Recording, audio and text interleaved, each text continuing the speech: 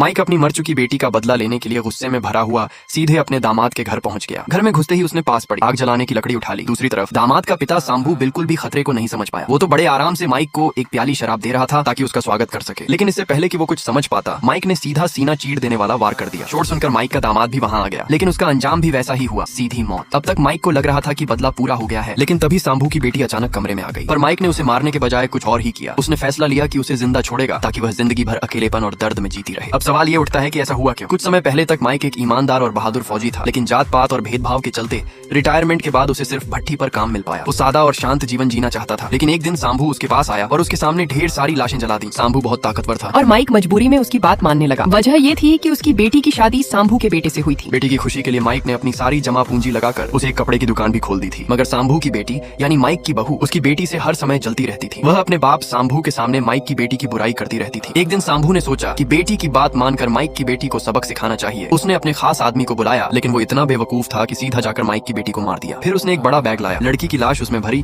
और बाकी लाशों की तरह उसे भी भट्टी में फेंक दिया। उधर माइक को कुछ भी पता नहीं था और वो उसी भट्टी में और लकड़ी डालता जा रहा था। तभी उसने जमीन पर गिरी हुई एक जूती देखी जो बिल्कुल वैसी ही थी जैसी उसकी बेटी ने हाल ही में खरीदी थी। घबराकर वो अपनी बेटी की दुकान पहुंचा। वहां सांभू की बेटी ने कहा कि उसकी बेटी किसी और के साथ भाग गई है। माइक चाहता था कि ये बात सच हो, लेकिन दिल से उसे कुछ गलत लग रहा था। वो घर लौटा और जैसे ही कमरे में कदम रखा, उसे जमीन पर दूसरी जूती मिल गई। अब तो उसका शक यकीन में बदल गया। उसने बेटी की जूती को आग में अर्पित किया और फिर अपनी पुरानी फौजी वर्दी निकाली जिस पर तमाम सम्मान के निशान लगे थे। फिर वही हुआ जो आपने शुरू में देखा। उसने खुद अपने हाथों से बेटी के कातिलों को सजा दी। बदला पूरा करने के बाद माइक फिर से भट्टी के पास लौटा। अब उसके जीने की कोई ख्वाहिश नहीं बची थी। उसने अपनी पूरी जिंदगी साथ निभाने वाला चाकू निकाला, अपनी कलाई काटी और वहीं चुपचाप बैठ गया, मौत का इंतजार करते हुए।